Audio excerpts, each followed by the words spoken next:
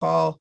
Here we go. We are now recording. Hello, everybody be on their best behavior. Okay, so the example icebreaker that I'm recommending, and for those of you calling in from the car, I actually don't know exactly how you'll be able to do this, but I think you should be able to. So here comes Alina. Good, just in time. All right, so for the icebreaker, Alina, her audio's not on yet. Hold on one second. Here it goes. Okay, so for the icebreaker, Alina, we're doing an icebreaker. One, there's some new people, and two, I'm helping Kim learn how to do something for the National Leadership Conference, so just play along if you don't mind.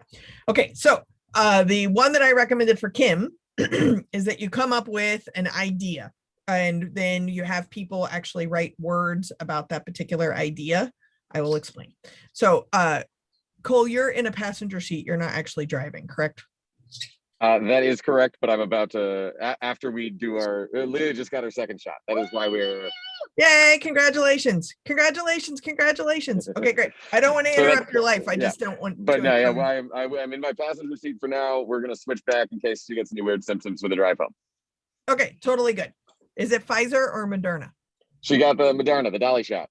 Oh, gotcha. That's the one I wanted, but I took whatever I could get. I got a headache in the first hour, took a nap for 3 hours, thought I was totally fine, and then got hit by a Mack truck 12 hours later. So if that is helpful. Okay, so the thing. So for this particular one, I'm going to pick the word inclusive. So if you were to think about your chapters in an inclusive way, like everything is perfect and amazing and wonderful and they're diverse and everybody has an equitable opportunity and all the chapters across the country are amazing.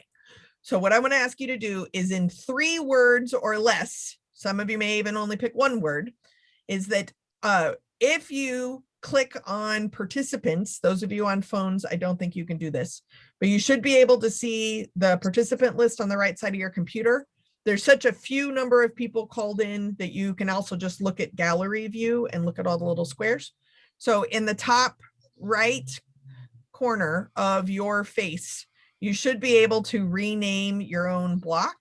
So in 3 words or less, I want you to type in to rename your little face rectangle, whatever the 3 words or less that come to mind when you think of amazing, ideal chapter inclusion.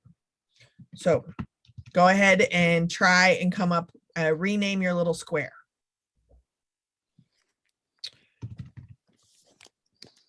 There. Okay. And then I renamed my square. And then if you can see on the participants, then as people rename it, they'll see the list. Otherwise, you're just looking at the squares and you can see the words that people come up with.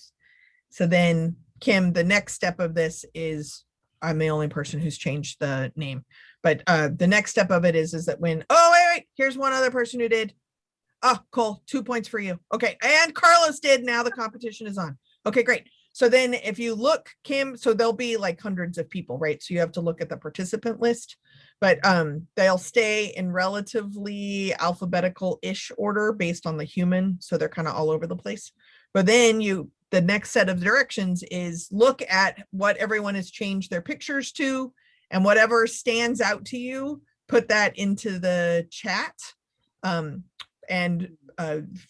With hundreds of people, you want to have them look at that, wait a second, change their name back, and then put into the chat the words that come up that stand out the most to them. Make sense? Clear as mud? Yeah. So then I would rename myself. I put Justice, Community, and Innovation. So then I would rename myself, and then the words that I picked, then it would show that Jessica picked welcoming in the chat. Easy icebreaker. And then for your introduction, whatever themes stand out, then you can use that as the introduction for the keynote speaker. And anyone is welcome to steal that icebreaker. It's free and it's a Zoom friendly situation. Great. Carlos is giving me a nod and I got a thumbs up from New Orleans. Fantastic. Okay. For those of you that were playing the home game, y'all were going to play in the Google Sheets, and I was going to make some templates and we were going to talk about those things, but I didn't because I ended up with a whole bunch of questions. So before I get to what my actual questions are, I want to kind of back up and review what we're doing. Plus, Jean and Janice are newish. Alina Carlos, Cole, Kim are present. There's I'm gonna talk to Joe P tonight, and who else is on the thing? Who else am I forgetting? Colleen sometimes. Colleen, sometimes she just opened a new place, so not always. Got it. Okay, so the idea of what you have signed up for, Jean and or Janice, is the membership committee has a little subcommittee, which is this one, which is working specifically on recruitment and retention of members. So Jean, I know you and I have had a number of conversations for the advisory board, and this is not that conversation. I know it gets confusing. So this particular one is the conversation that we've had about on a chapter level, what are some things or skills or toolkits that could be added to the CHOPS manual, and then would be a resource for the chapter level leaders to be able to broaden where they do events, so vendors, suppliers, membership, but also recruitment and retention of existing members of all different kinds of professions. So in order to do that, I set up kind of a premise on a shared Google Sheets that hopefully people have the link in your email to access. And for the last two meetings, we have been talking about different areas of focus, ways of making decisions about like the unknown, and potential partnerships on a local, state, regional, or national and intergalactic level of those partnerships. So those are the first three tabs on the shared sheet. And it's really just been kind of a brain dump at this point. And then just to orient you, Janice, I know that you had access to the sheet, but there's also a directory of all of everybody in the group and all their contact information. And then the notes and the recordings of previous meetings, which are pretty repetitive because we've kind of done the same thing over and over again because we're still soliciting out that information. So it's kind of a high level review of where we have gotten to here. I'm interested in Kim, Cole, or Carlos, or Alina, do you have anything to add specifically for Jean and Janice so that they're caught up to the beginning point that we're still at? Yeah, I think it's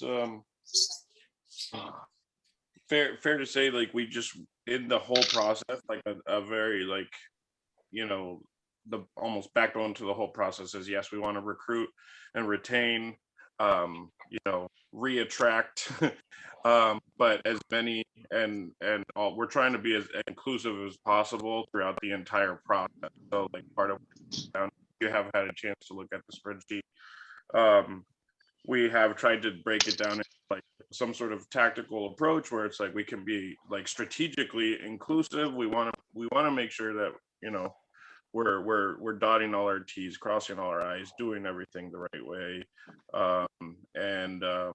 But yeah, I mean, the Google Sheets is a brain dump, but there's a lot of beautiful, amazing thoughts in there. It's a semi-organized brain dump. Yeah. Yeah. Cole, were you gonna add something? No, I think especially now with Carlos having weighed in, I think I'll have summarized things effectively for our new joiners. So thank you for that. No worries. Alina or Kim, I just want to make sure that. Yeah, I think that's a good way to describe it and cover what we've done thus far. Okay, totally cool. Alina, anything else to add? Are we good to go? No, that sounds good. Awesome. Yeah. Super It's like dupes. community building again, but we get to start from scratch because COVID wiped us out. Right. So the steps that were taken, like paused, and then the millennia that has been the last year and a couple of months, we're kind of rebuilding all that momentum back up again. Exactly. But it's also an opportunity to like rebuild very intentionally. And I think, Alina, at least in our conversations or what you've contributed, I think that intentionality also can have a big scope and a microscope at the same time. Not a microscope, but a smaller never mind. So we are simultaneously coming up with skill building for people who do not necessarily know how to think outside of their own comfort zone, and also a roadmap for people who very much are interested in doing that, how to actually plan those events, or the educational programming, the social programming, and membership recruitment and retention things. We're doing those kind of disguised in a way as at the exact same time. So the premise, and then Janice, I'll turn to you and see if you have any thoughts or comments or questions, and then Jean, I'll turn to you, and then we'll get to my questions so that I can do the homework I'm supposed to have done by today. But the premise of the kind of shape that the toolkit is taking is basically a 12-month or 10-month kind of programming sheet that I'm imagining literally is the one on the left-hand side is filled out as an example. The one on the right-hand side is blank for January. Turn the page. February, March. So then each month where can hold people's hands to focus on a particular aspect, and then ask the same template questions so that every chapter and every community can look at their own communities and see what they don't typically see, because it's not always the easy yes. It's not always where you hang out. It's not always the people that you know, whoever the you is. So open-ended enough that it's could work in Salt Lake City, can work in New Orleans, can work in DC, and potentially could even work for people who are really far away from a chapter and kind of doing this stuff on their own, but are interested in kind of gathering or increasing opportunities, etc. So that's the toolkit that we're working on. I've created a bunch of these for a bunch of different associations. So I'm fairly solid on the outcome piece, but where my questions are industry specific, and that is where y'all come in. So Janice, I'll turn to you just so that I'm not TED talking this early in the morning, but do you, newish to the group, do you have thoughts or comments or questions or need clarity or anything thus far? I'm just taking it all in right now and kind of like figuring out what I can, well, just getting a feel for what we're doing. You just laid it out wonderfully, but I just think I need to like kind of sit on everything and really kind of ruminate and see what I can help and provide. So Sure thing.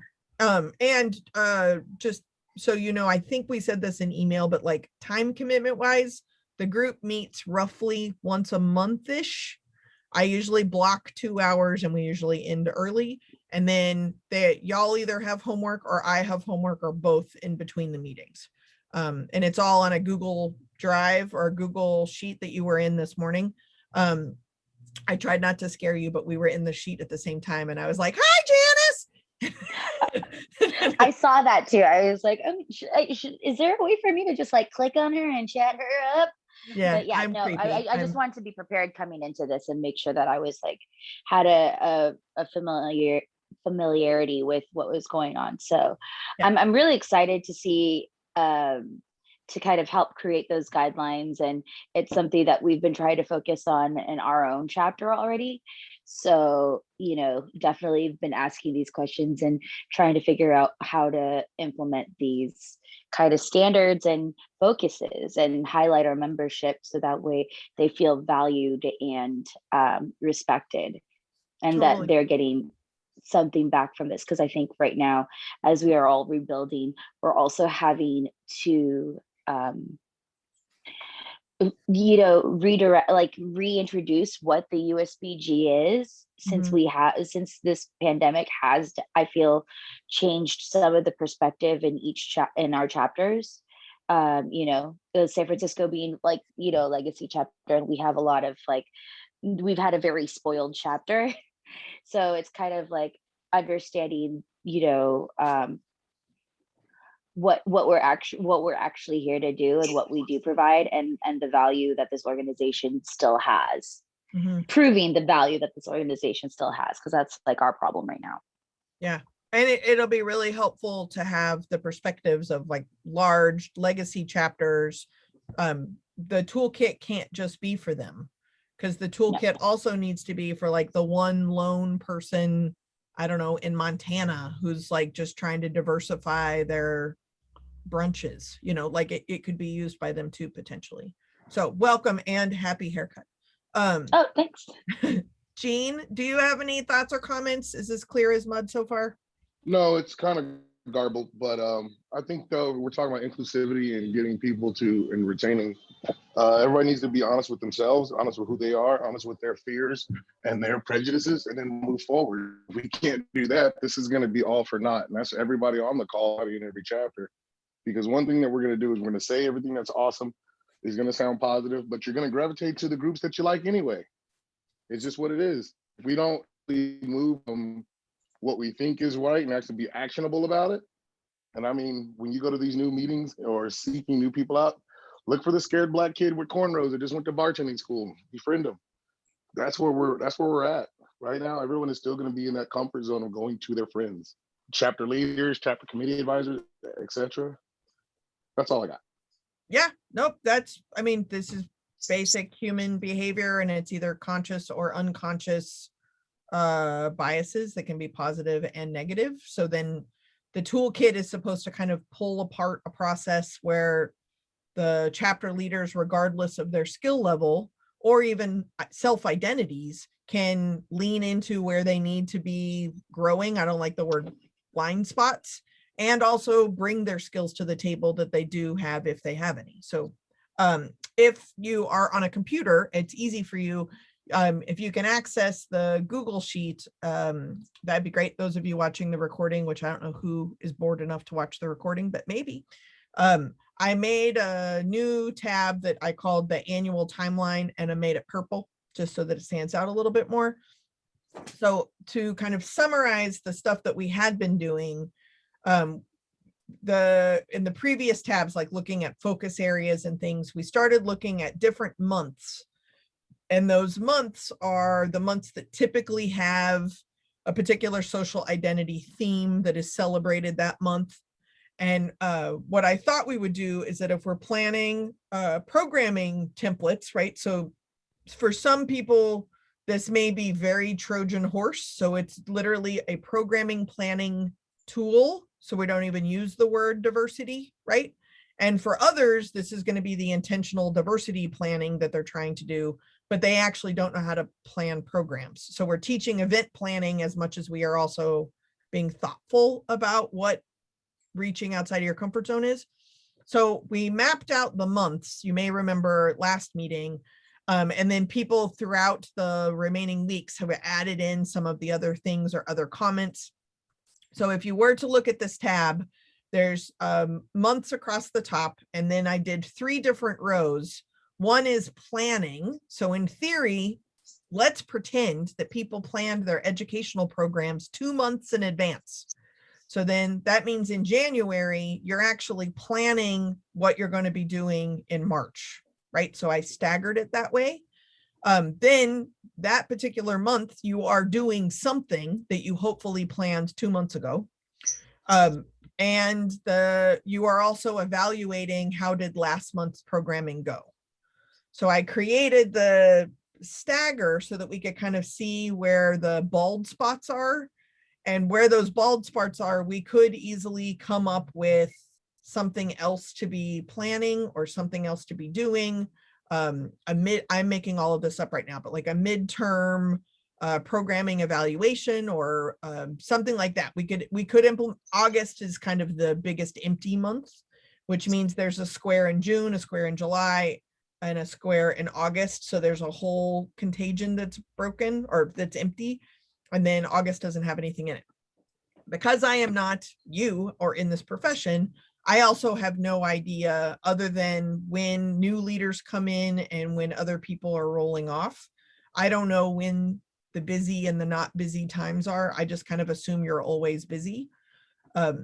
So then that's one piece, is the timeline itself. It's like, I need to know kind of what's happening each of these months.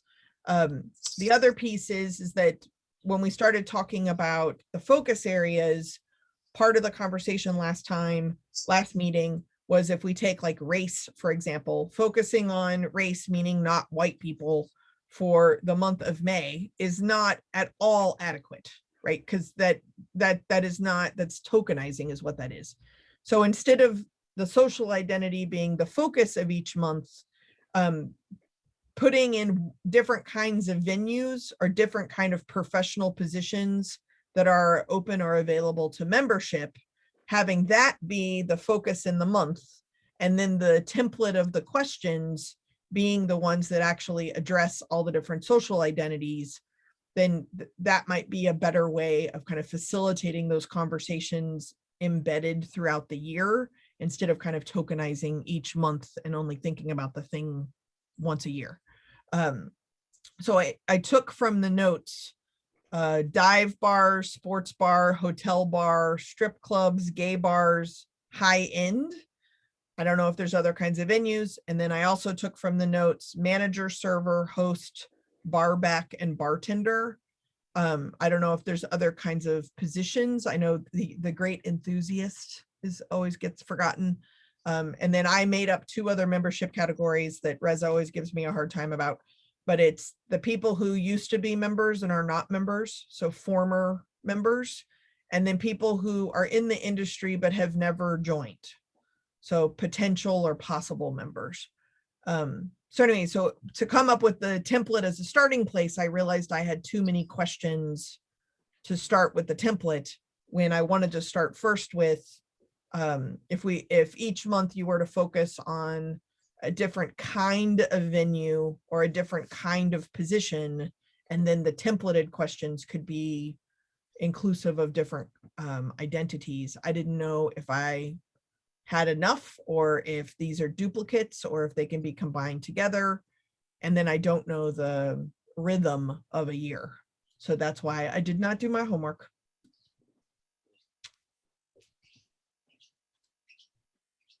Thoughts, comments, input? This is the raucous conversation part.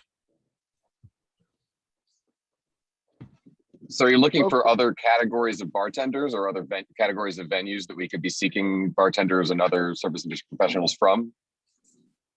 Trying Possibly. wrap my head around the ask at this moment. So I don't know how to ask what I'm asking in a clear way, because I don't know even the categories of what the answers could be, but different positions in different venues that would be targeted for recruitment or retention for membership. If that's the focus, then especially thinking about the people who have a lower level self-awareness around their biases, that's an easier entry point. And then the questions could be social identity based. But I don't know if, like, in June, we're going to focus on strip clubs, if that makes sense. Do you see what I'm saying? So I don't know the rhythm, and I don't know the types of venues, and I don't know all the different types of positions.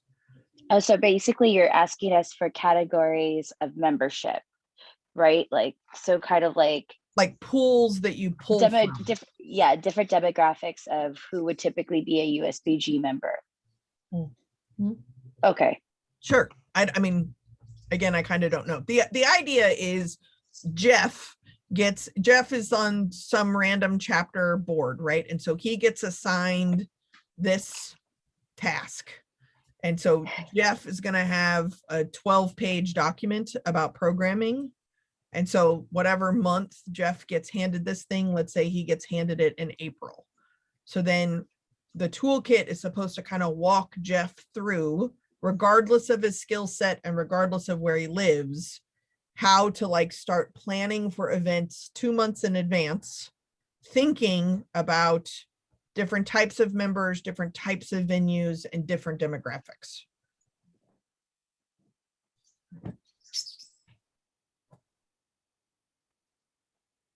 So like you're kind of our Jeff right now, where like you could be potentially like a new coming board member who needs some guidance.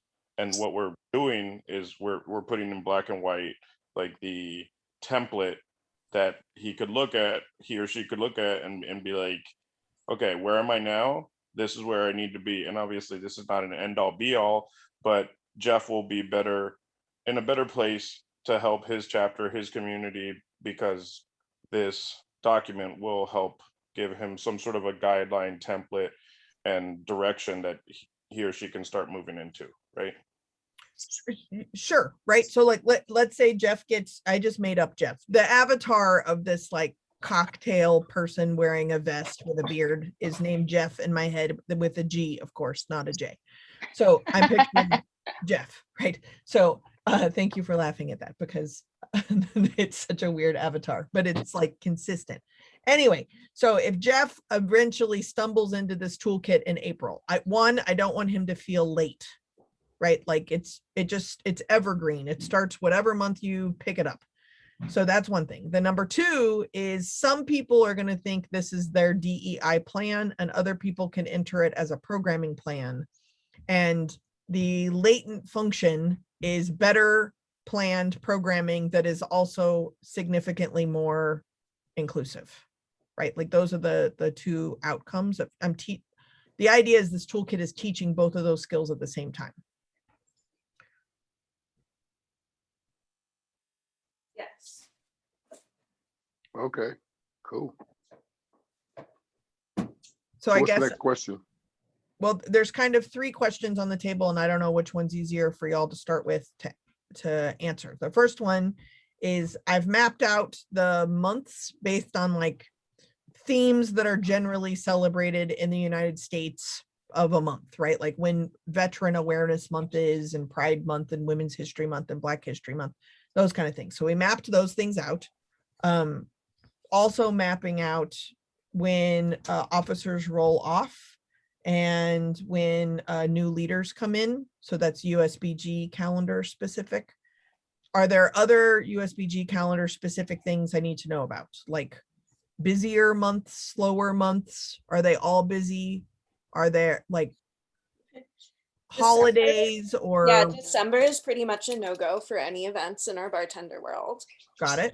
See, this is stuff I don't know. Great. That's why we do our holiday parties sometime in January and sometimes even February.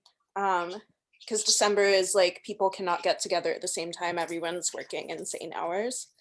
That usually starts in October and ramps up through December. Well, it's also OND, so you don't really want to do anything in the end of the that part of the year. So when it comes to OND, you don't do shit because you have no support. Everybody's got to get those last numbers in before they get fired. What is OND? October, October, November. November. Oh, that's enough of a thing. It has a term. Yes, it does. That's your fiscal calendar. That's how your fiscal calendars are always broken up in 3 months. Every quarter, your quarter. So OND is October, November, December. Then you have January, February, March. Blah, blah, blah, blah, blah. In addition to that, we also have Education Week in September for National Education Week for the USBG. And then we also have to take in mind regional conference time as well as national conference, which is usually April. Right, Kim?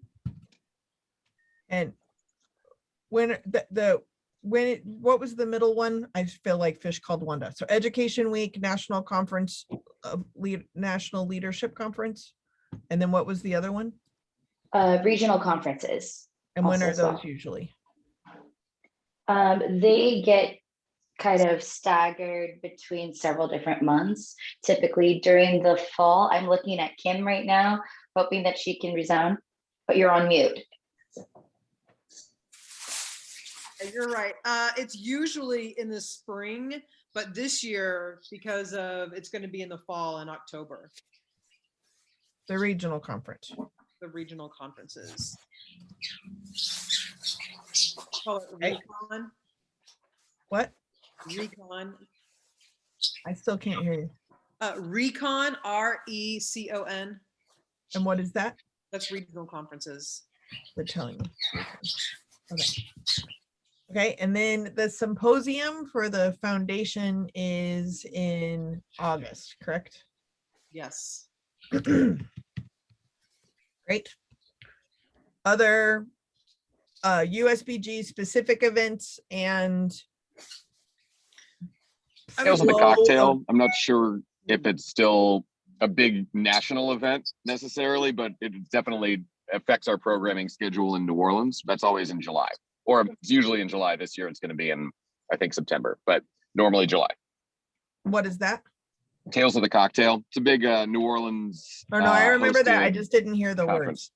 Yeah, Tales is the abbreviation. And it's April now. Is the competition-y thing that just happened, is that always in April? Oh, world class probably won't affect our programming much. Okay, great. Okay, I can't imagine this exists, but is there a slow period? February. I think the slow period has a lot to do with seasonality. So in New Orleans, the slow period is the summer, but I imagine it's the opposite up north. So I think that'll vary a lot from location to location. Oh, got it. Okay. Yeah. I would say January is also like orientation. So you put Yeah. new leaders in here, but specifically orientation. Okay. This is all helpful because I don't know this stuff.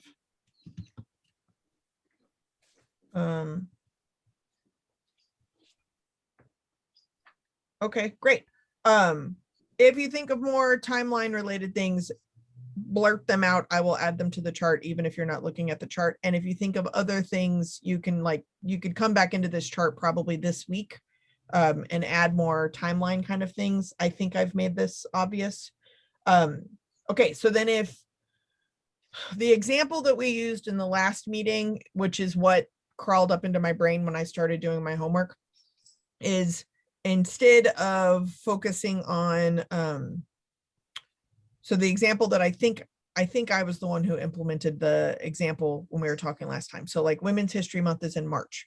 So instead of focusing on women only in March, because women exist year round, as an example, what you might do is in March, maybe you focus on like brunch. This was the example I used last time. So then if brunch is the concept, what venues are brunch places in your community? Not just the brunch places you go to, but like of all different kinds of communities, all different ages, races, genders, locations. Most of us live in segregated, either intentionally or unintentionally segregated neighborhoods. So in our communities, where are the hot brunches in all of those communities? By focusing on brunch, you then could ask a question like, where do lesbians brunch around town? Where do folks of color brunch around town? I know those answers. Thank you. Thank you, Jean. Please, I'm starting to travel now. I will take all the older lesbian brunch locations for 400, Alex. Thank you. So the shift is, right, is that it's not just about focusing on women 1 month out of the year, but it's focusing on, if we used the venue or the reason somebody goes to a venue like brunch, or the type of job, the type of professional, then that might be an easier entry point that then has the template questions underneath it. So then from the notes that people were adding into the document under the different focus areas, I've pulled from that and put this in here. And that's where I came up with dive bars, sports bars, hotel bars, strip clubs, gay bars, high end, manager, server, host, bar back, bartender. And then like, I don't know what brunch and the equivalent of other brunch related options are. Late night bars might be a good, as sort of the opposite of brunch, just comes to mind. Yeah. And also, I would say chain restaurants, chain bars and restaurants, I guess. I was also thinking like specialty clubs, like Rotary clubs, yacht clubs. Yacht clubs. Not There are no California. yachts in Nevada. Jean, you have to think Anna. larger than your own chapter. I know that's hard, but You're right. You're right. There's no yachts in Arizona. there's actually a lot of yachts in Arizona because There there's Lake are. Havasu, and crazy rich people have shit everywhere all over the world. Okay, so you said yachts. What else? Rotary clubs. Law offices, maybe. Law offices, because they like to And recruit discernible drinkers. No, maybe. I wrote it down. I think There's no wrong included answer. included on the specialty club list. I think the VFW might be a good. It fits slots into that category, and it fits with the demographic, which are armed service veterans that we tend to do well with as a community. But opportunity there. VFW, is that Veteran Affairs? Veterans of foreign wars. Thanks, Gene. You got it, brother. Wow, that is not how you spell that word. Y'all did not hire me for my spelling skills, just for the record. Okay, what else we got? Other types of bars and other types of positions. And I'll figure out some way to make this all make sense. Should we say like maybe specifically like beer and wine bars too? No, not necessarily. I think that's a bar in itself, because we all go to beer and tap houses and whatnot. And they're still, I mean, I think we can add it, but I don't think that's something that's exclusive. I think the Rotary Club will be something that we can really positively game at. I think the wine and beer bars are still in the same avenue as all of our other bar folk, I believe. I think it's Maybe like, distillery tasting rooms and brewery tap rooms are. There's a lot of people working in those venues that we might be overlooking. I also want to put in students for like food and beverage students, or just students in general. I know that a lot of us get into this industry, as a secondary job with other ideas and place, and not, have come to love it. And maybe that's something that, like, I know that's been a target point for a lot of chapters going into this. Oh, I'm sorry. Since you started, I don't know what you said whatsoever. I'm sorry. Right, I was trying to listen. I think she was saying students. You're talking College about students? College students, yeah, exactly. So like food and beverage students, people in recruiting programs like ROC, and basically people who are trying to break into the industry, or maybe not. I was saying that basically, when a lot of us came into this industry, it was a secondary job. Maybe we were going to school, and can everybody hear me? Sort of. barely. It's very, very hard to hear you. And I think you're talking about students studying hospitality. Okay. Yes. Ooh, yes. But give me 1 second. Okay, I think it's just I have everybody in my ears right now. I don't know how to make myself loud. Sorry, guys. But yes, college students and people in like outside programming, like is a organization, the ROC, not the Army ROC, but like basically they're an organization that helps people who have been incarcerated or who are underprivileged kind of create gain skills within the hospitality industry. Janice, can I ask? Janice, Yeah. because it's so hard to hear you, if you can say like small things and then I'll try and repeat it back to you. Why don't you just type it? Well, so one of the questions I want to ask is, I think you're saying R of C. ROTC? No, it was something about hospitality, and then it was something about people who are formerly incarcerated folks. Those are the two things that I heard. But if you're going to type it, that's fine. It just you are saying ROTC. Okay, she's going to use the chat. Okay. I don't understand the connection between the potential membership and ROTC. I thought it was hospitality specific, so now I'm confused. Well, I think other avenues that we can grab people from colleges that are in their young adult stages. Okay, so we're not just grabbing people to like put them on a float, right? So this is like specific people that y'all as USBG could be recruiting or retaining members from, that are like and maybe I'm not asking the question clearly. So it's not just like throwing the net out to like golfers, but like golfers could be if there is a connection. I would Well, we imagine. have an enthusiast group. That's why we're saying that we have enthusiast membership too. Yes, I know that. But for the toolkit, I think you have to narrow down enthusiasts. So imagine Jeff gets a sheet of paper that says focus on enthusiasts. Like, how the fuck am I supposed to do that? I don't know who likes alcohol.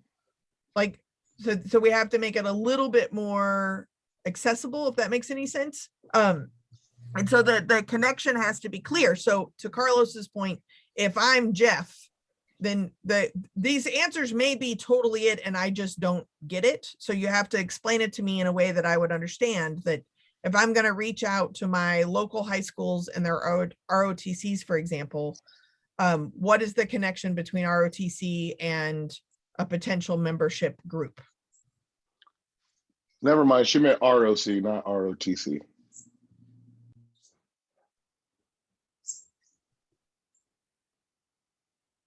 I think in like the loosest sense of like if we were to rewind even back to high school, it would just be like, if you're thinking about career paths and opportunities, you know, as things change, you know, not everybody's college bound or, you know, like sure and set in their ways. So I guess it is still equally important to make sure that people know we exist, and if they are curious, that they can talk about how to start a career in hospitality, and you know how we could help those people.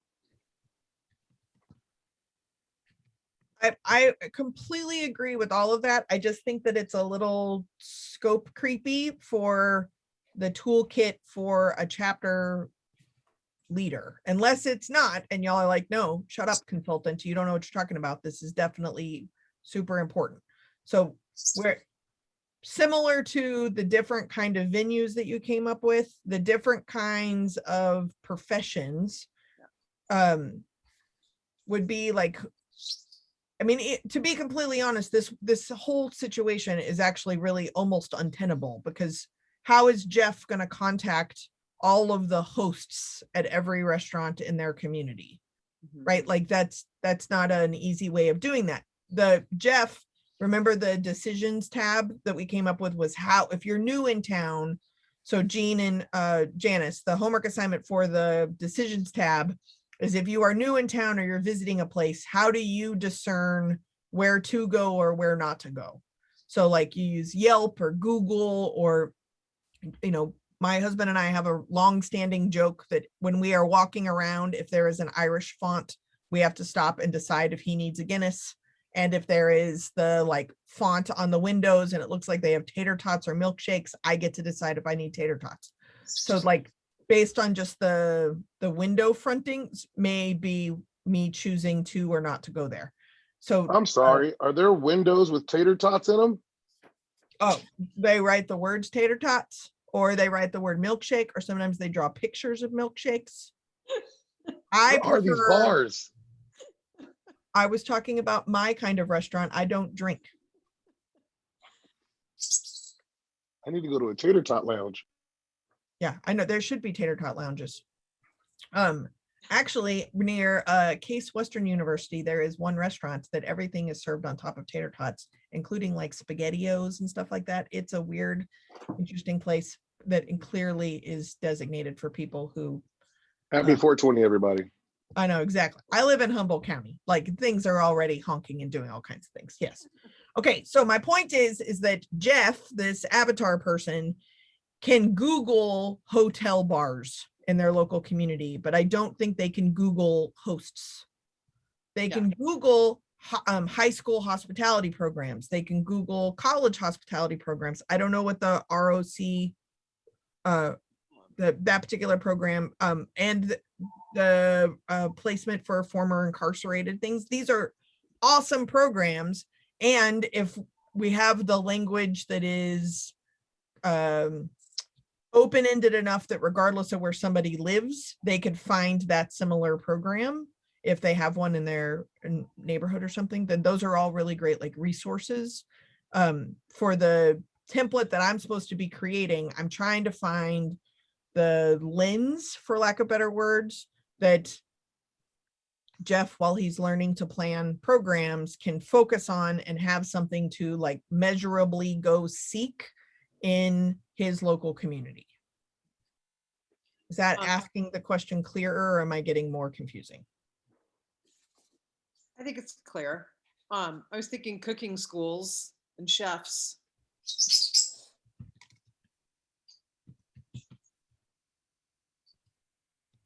There's also, I mean, I don't know, just scratch, but like online communities, like I know it's not the best place to go, but if on DC we have like a district industry group on Facebook that has thousands and thousands of people. So if you were to theoretically want to tap into hosts, you can DC hosts, you know, restaurant concierge people. I have an ask, and you will get a remarkable amount of answers. But Right. So that's an example of like, if we pick the lens, each month is a different lens because we're trying to teach the same skills. Then Carlos, like finding Facebook groups in your local area, using Nextdoor, these kind of things would be the templated actions, resources, or things to Google or questions to ask that they would use every single month. Right? yeah, I mean, that's just my local example, but I know I use it frequently. I know most industry people will post up. I mean, yes, you're kind of just lobbing something up there and hoping, you know, that to get an answer that helps, but it has proven to be pretty effective at getting some answers. Yeah, I think that when we get to the templated questions, I think those kind of things are going to be really important resources for if we're teaching the skill set for people to start using and being visible and active on themselves as a chapter. We're just not at the questions yet. I'm still trying to figure out. I'm trying to figure out how to do this we have 10 months because 2 months, 2 or 3 months aren't viable to do a lot of this programming. So it's getting bigger and bigger and bigger instead of narrower and narrower. And I don't know how to prioritize that. Sorry, Kim, go ahead. No, I mean, I think like on this line item, like row number 9, you've kind of mixed like different roles with different organizations. And maybe that needs to be divided out. Like you said, you're not going to Google hosts, right? Right. Same with servers. So you've got like the types of people that you think would be interested, like managers, servers, hosts, barback, bartenders, chefs. Those are the kind of people we want to attract. But then there's the places we would go to find those people. Right. Yep. So like cooking schools, catering companies, bartending schools. Right. This Carlos mentioned this concierge service. Maybe is that a place where we could not necessarily find resources, but where we could find those people? Right. Yeah, and it's these are great. And I certainly am not going to naturally think of these things. So this is perfect. And it's just answering the next question, which I also need, right? So I would also say the homeless placement, the formerly incarcerated placements, those kind of services may also be kind of in that same line item. For those of you that are looking in the Google Sheet or aren't looking in the Google Sheet, I'm trying to put everything listed from left to right in the same row as the same kind of type of resource or type of question. So in theory, if we were to create this toolkit where it just focuses on type of venues, we have significantly more than 10 or even 8 if we chop out 3 months entirely. If we were to focus on the kind of venue, and then the template questions would be in thinking about that venue, you would then ask these same kind of questions and look for these same kind of resources. In theory, bartending schools, I see that one too. Janice, I'm putting your notes from the chat into there if you can't see it.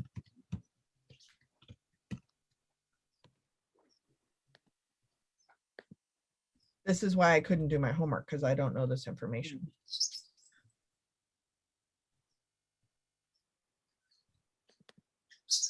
Also say, barista schools, there's usually a lot of really good synergies and interest in beverage with baristas. In fact, a lot of baristas move on to bartending eventually. So it might be interesting to tap barista schools. Are there barista schools? I just had to learn on the job. No, yeah, there are. Like Okay. it's usually like local coffee roasters that may have schools or Mhm. training programs.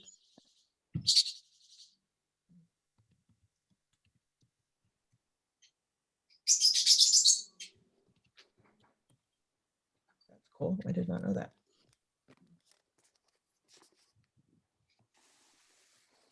Okay, great. Well, now we have more information, not less, for me to work with. So this has been fascinating and not helpful. How about I do this? So, because I know not everyone is looking at the sheet.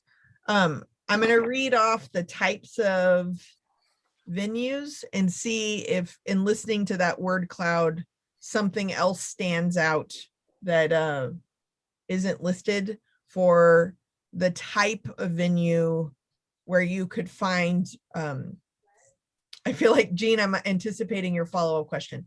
So the type of venue where you could find different types of people that might be managers, servers, hosts, barbacks, bartenders, chefs, that may be familiar with USBG, may have never heard of it, may used to have been here, but now hate it. And that also cater to different audiences and or have different social identities as well, right? So of those places, what we have so far are coffee bars, veterans and foreign wars, law offices, yachts, golf, Rotary, Kiwanis, chain bars and restaurants, brunch, late night, high-end, gay bars, strip clubs, hotel bars, sports bars, dive bars, wine or beer bars, distillery, brewery, and tap rooms. And if we can add to that list, we can add Urban Chamber of Commerce, we can add the NAACP, and smaller political venues, you know, caucuses that are around town as well. NAACP, urban, UCC, what does that Urban stand for? Urban Chamber of Commerce.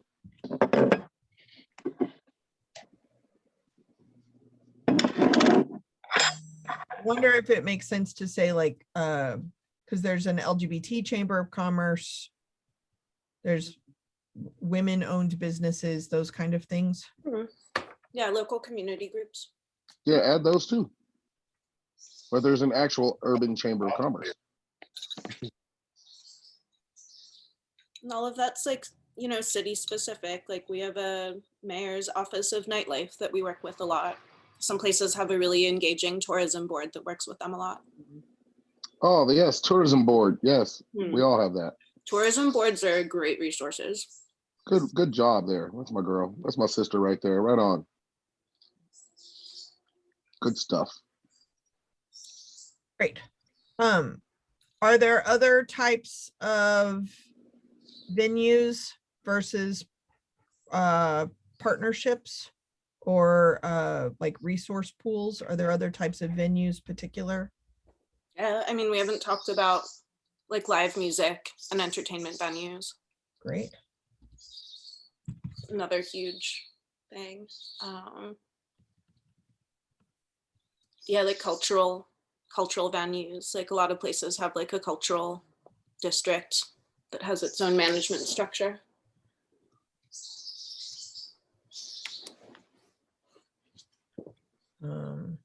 Tourism, the convention centers may also be centers.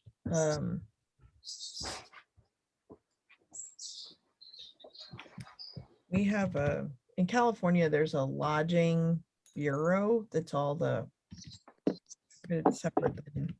Have we mentioned catering yet? Ooh,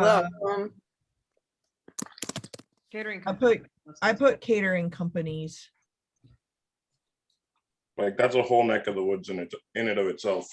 I don't I don't particularly know myself how to tap into it, but I do know that they need a little bit of everything. They have bartenders too.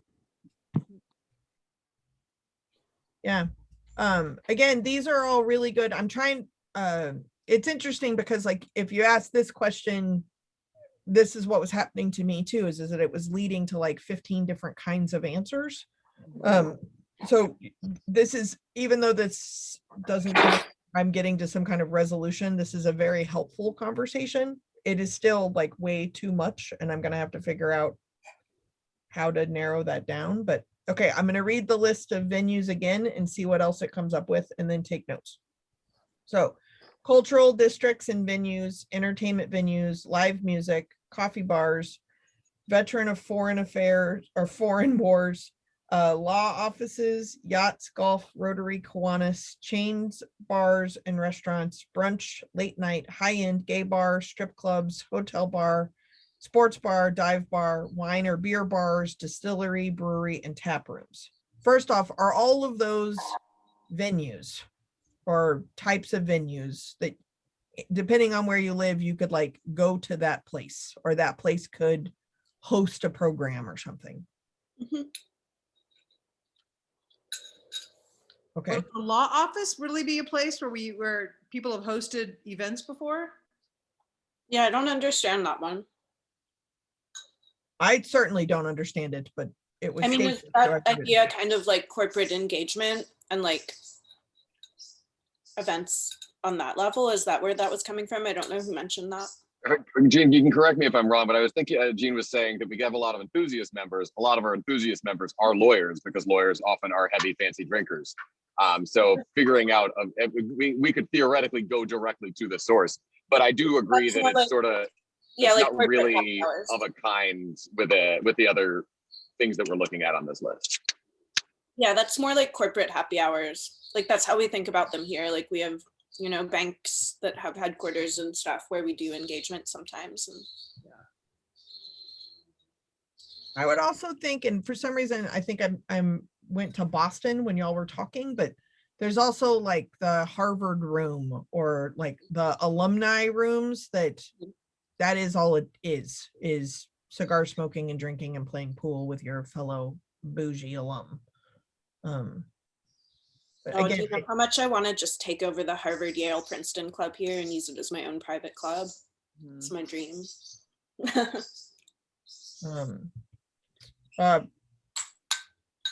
what are the private clubs actually called that you have to have a membership to? Just like membership clubs, and that kind of falls under the whole like golf club area. Right. Of I'm trying to think of the word. We have one here in town and I don't belong to it, so I can't think of right now what it's called. It's not just golf clubs, but it's the special bougie expensive place to go have bad dinner. They're almost always all yeah, I white. think we could just put it down as like private clubs. Okay. What did you say, Kim? Country club?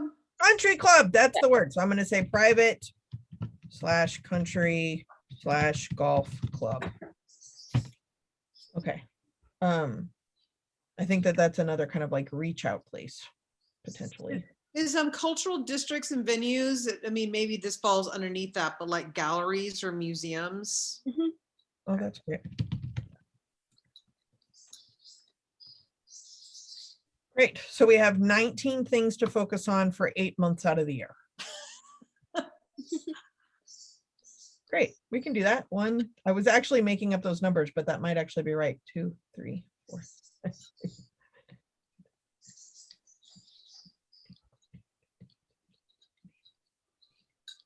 Oh, it's 19. Good job. 1, 2. I mean, some of these things I think can be combined. Great. What would be combined?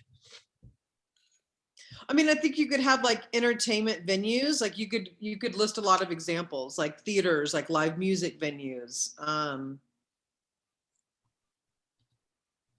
That strikes me as kind of could fall under the same, and even like galleries and museums could fall under like cultural venues. Like sport and music venues can be like the same, right? Yeah. Yeah, they're both entertainment.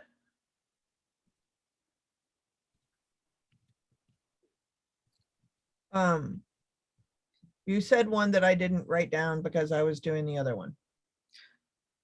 Yeah, galleries and museums. I would also, Good. oh, go ahead.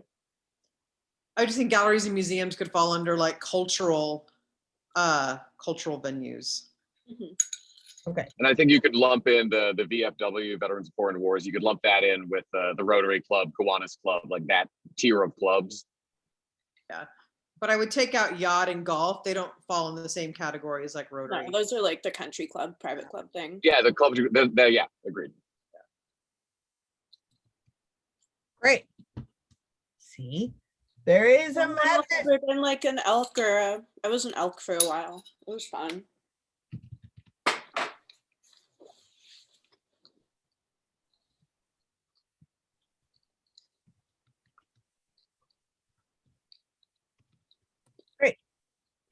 So we could take. We narrowed down some and then added more. We could actually take that one out then. Oh, thank you. Okay. Any other kind of venues you can think of? If maybe I should ask the question this way. If you have hosted any kind of program in a very particular kind of place that we haven't mentioned, like pool just like- halls. Yeah, parks and gardens like we do. I think we're starting a garden. Gardens. It'll be like our own venue space in a way. I like parks and gardens. That's good. It's a good category. Okay. I just said pool halls. Was that count automatically as a dive bar? Yeah, Yeah. but we could list that underneath it as an example. Okay. Tater tots. Dive bars usually have tater tots. Bowling alleys. Okay. Great. What is interesting is I don't actually see like schmoozy cocktail places unless we're counting brunch. I kind of lump in like high-end cocktail bars with like the whole fine dining thing. Mhm. Fine dining cocktail. Great. All right, good. What about I We just just mentioned resorts and hotels. we have hotel bars, but I'll add resorts. Resorts, yeah. I just learned of this when I was talking to Mo actually for the advisory group, but about the traveling mobile bartending, I think is the word that she used, mobile bartending. Are there any kind of venues or anything we haven't mentioned that would use mobile bartenders? It's kind of in with catering. Yeah. It's also really different state to state, the Mhm. restrictions around it. Okay. Catering. Mobile bartending. I'll put it in there just in case Jeff lives in the right state. Oh, farmer's market.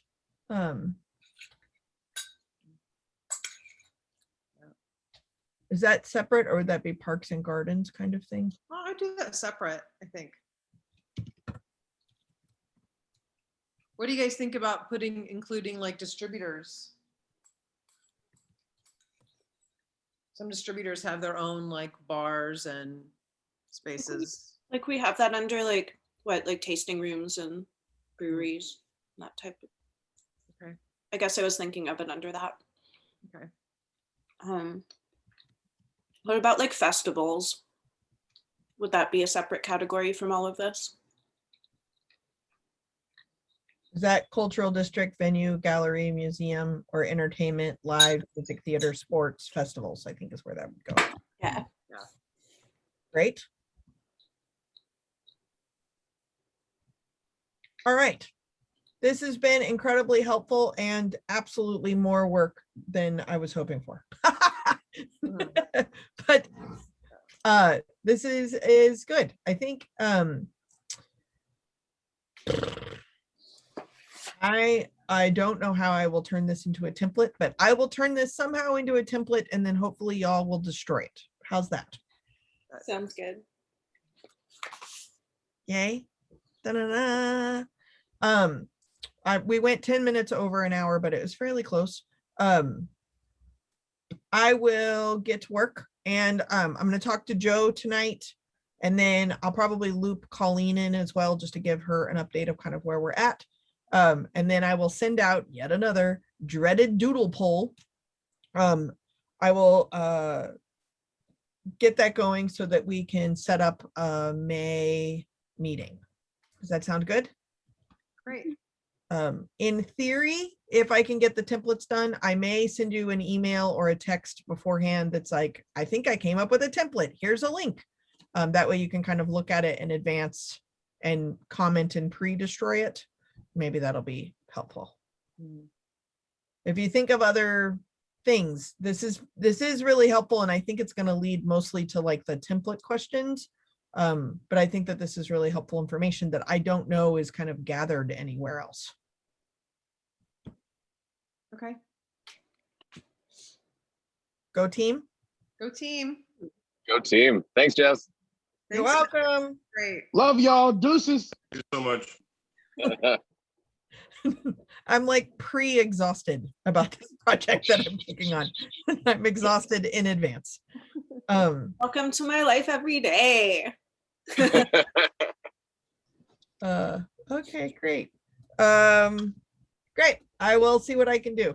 And I will try really hard not to confuse it with the advisory group at the same time. Cool. Okay. I'm going to stop the recording, I guess.